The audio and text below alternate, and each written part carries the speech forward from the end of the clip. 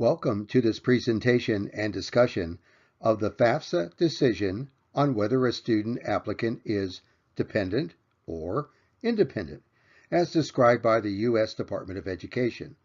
So what is the applicant's dependency status? What are the Federal Department of Education's decision factors? And what guidance and resources are available to FAFSA navigators, school officials, students, and parents? Let's find out. The sequence of this presentation is as shown. Let's start with introductions. This presentation is part of a series on funding higher education provided by United Way of the Quad Cities area. I'm John Cook, a volunteer and FAFSA navigator. I'm going to keep this presentation moving along. Please feel free at any time to pause or replay the video in order to review the sections that catch your interest. Let's introduce our topic. Is the student applicant dependent or independent? What is their dependency status? It can be a complicated problem to work through for some, but not all, applicants. It must be a hot topic if the Federal Student Aid website, in its Applying for Aid section's menu of topics, includes dependency status. Every student applicant and their family and their dependency status is unique to them, and there are many twists and turns, which is why we're discussing this unique FAFSA topic. Do not let me talk you into or out of anything in this video. Be skeptical, do your own research, and make an informed decision after thinking about and asking others' advice about our topic of FAFSA dependency status. Let's get to the dependency status questions on the FAFSA form. On page 5 at step 3, questions 46 through 58. The applicant student is providing to the Federal Department of Education their unique decision information and characteristics to determine if they are an independent or dependent student. Answer yes to one or more of these 13 questions, and you are considered an independent student. Question: what's the impact on the applicant if they are independent or dependent? If the student is determined to be dependent using the Department of Education's 13 questions and answer no to all of them, then the FAFSA form's Step 4 questions on pages 6 and 7 must be answered by the parents or guardians. Each applicant's situation is unique to them, and sometimes there are impacts and issues that need to be worked through. Students and parents or guardians need to be coordinated and aligned through mutually cooperative actions. There may be more than one decision maker regarding school and living arrangements. The parents' or guardian's tax and personal financial information will need to be submitted. There may also be tax or residency issues. Lastly, family assets may impact on the expected family contribution or EFC calculations, and how this may impact the student's overall financial need picture. Let's look deeper at the FAFSA form at Step 3. The applicant student is providing to the Federal Department of Education their unique decision information and characteristics to determine on whether they may be considered an independent or dependent student. Can the applicant answer yes to one or more of the 13 questions?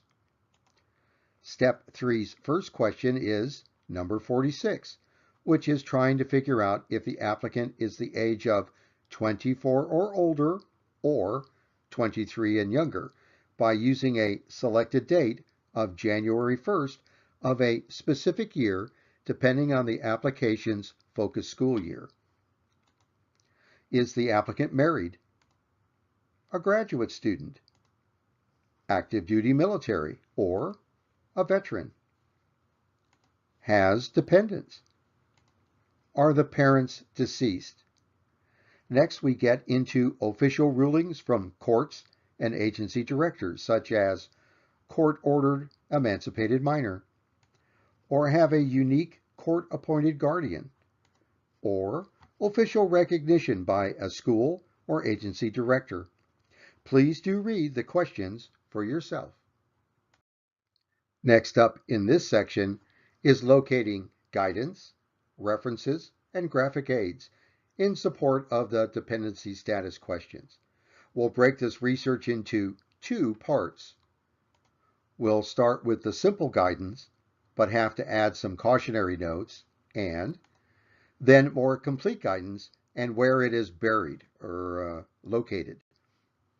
So on to the simple guidance. One graphic image we'll review has some simple guidance on homeless students, but as we dig deeper, we'll see the graphic is incomplete, so caution. Again, we can find simple guidance, in this case in the glossary of terms, and again, caution, as this definition is incomplete. So, let's dig into the more complete guidance and where it is buried, found. When researching decision information and guidance on dependency status questions, the Department of Education's website, studentaid.ed.gov, has two sections for our use. The first is in the More Info section in the middle right of the home page. Let's blow up the More Info list and look at its interesting topics. Of most interest to us now are the resources. The second is the fourth main topic in the home page. How do I apply for aid?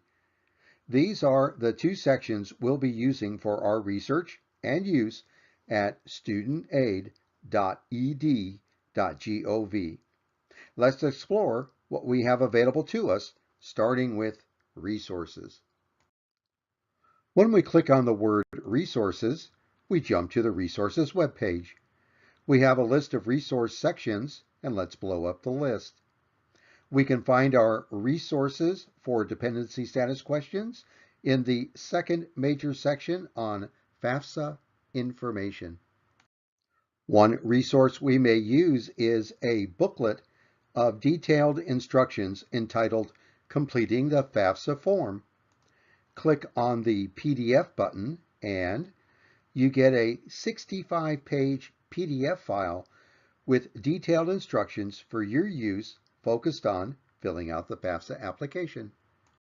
The front pages of the booklet have each FAFSA question by number and the booklet's page number for the detailed guidance. Remember, the dependency status questions are numbers 46 through 58.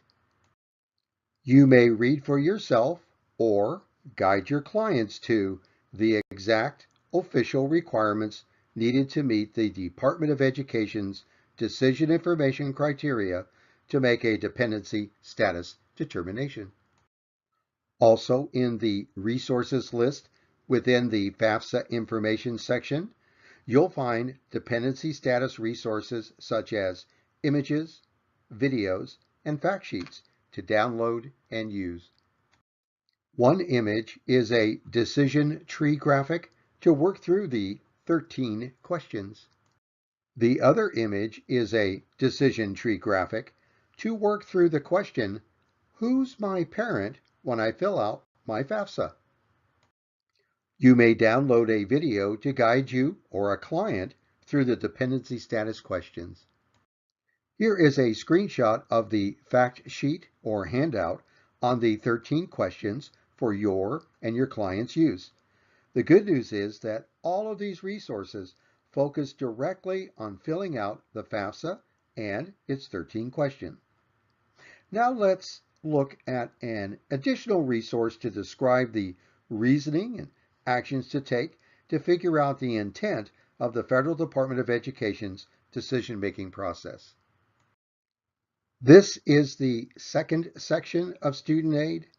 This needed information on the Department of Education's decision-making process and follow-on steps are located in student aid's fourth major topic of how do I apply for aid. At this fourth section's web page, on the right side is quick links.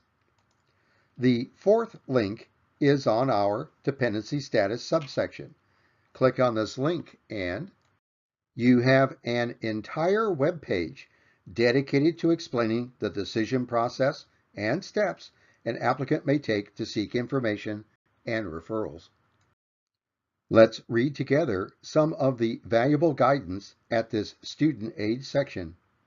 As you can read on this bit of federal guidance, not living with parents or being claimed by them on tax forms does not make an applicant an independent student. The guidance starts with the age question, determining if you are 24 years of age or older or 23 years of age or younger during the application focus year. It then continues the question using the previously introduced image. The guidance continues with the Department of Education's operating philosophy. It starts with, a family has a responsibility to pay for a dependent's education. One or both parents have a responsibility to report their financial information. And the Department of Education is attempting to look at all applicants in a consistent manner.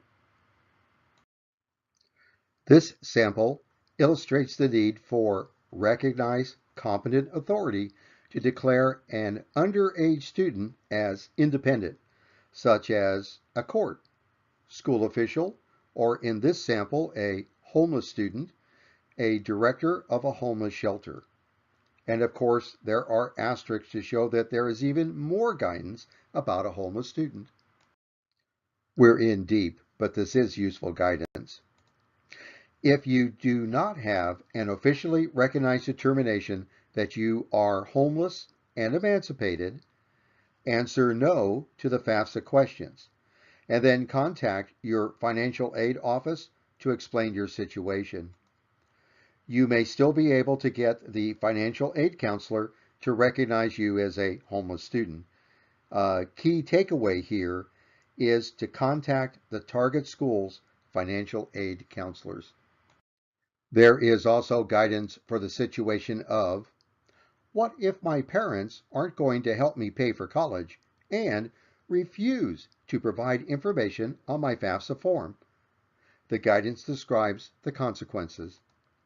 The student still isn't determined to be independent, and the application may be rejected.